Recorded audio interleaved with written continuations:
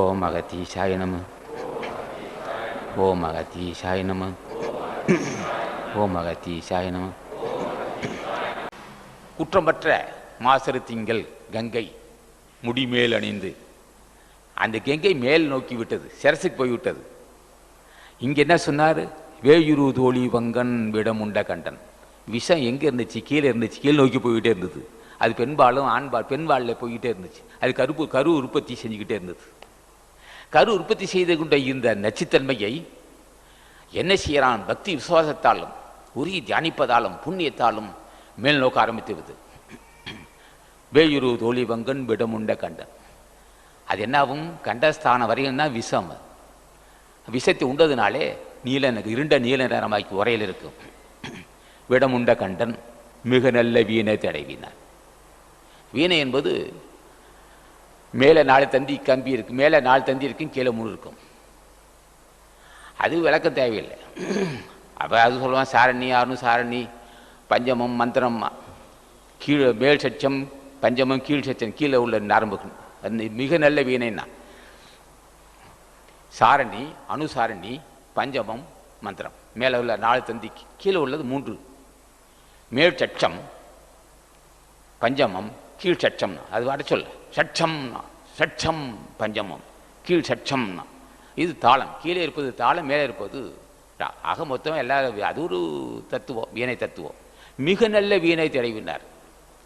வீணைக்கு தலைவி யாரு? சரஸ்வதி. இடங்களையும் பெண்களையும் அறிந்து சுழிமுனையில் செலுத்தி விட்டால் காமதேகம் தூள் தூள் தூளாகிவிட்டது, பொடிபட்டு விட்டது. காமதேகம் பொடிபட்டு விட்டது. அங்கே என்ன ஏற்படும்னா, அமிர்தபானம் சாப்பிட்டால் சரஸ்வதி வந்து விடுவாள். எந்த மொழி வேணாலும் பேசுவாள்.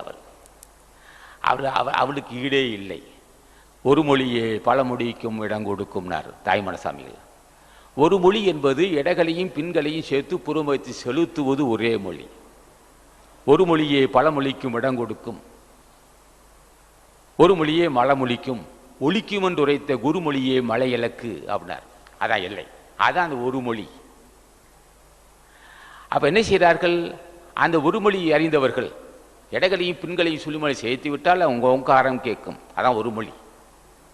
ஒரு மொழியே மலமொழிக்கும். அது மலமும் ஒழிக்கும். ஒரு மொழியதாகும். ஒரு மொழியே மலமொழிக்கும். ஒரு மொழியே பழமொழிக்கும் இடம் கொடுக்கும். என்ன பாஷை பேசுன்னு கேட்டான். நீ என்ன பாஷைனாலும் பேசிக்கிட்டான். ஆங்கிலம் பேசுவோம், லத்தீன் பேசுவோம், சீன மொழி பேசுவோம்.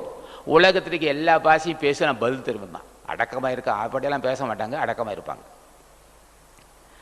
அப்போ பல மொழியும் பேசுவார்கள், எழுதுவார்கள், கவி போடுவார்கள். இங்கே மிக நல்ல வீணை தடைவி தான். தடவுது என்பது வாசித்தல். வீணைக்கு தலைவி சரஸ்வதி. சரஸ்வதி வந்து விடுவாள். என்ன மொழி வேணும் மகனே என்பாள். எல்லா மொழியும் நீயே பேசுகிறா கண்ணுன்னா. எந்த நாட்டுக்கு வேணாலும் போகலாம், எல்லா மொழியும் பேசலாம். இலக்கணம் எல்லா இலக்கணத்தையும் இவர்கள் உட்பட்டதே. இவருக்கு தெரியாத இலக்கணம் இல்லை, தெரியாத கல்வி இல்லை, தெரியாத கலை இல்லை. அந்த வாசி வசப்பட்டால் எல்லா வாய்ப்பும் கிடைக்கும்.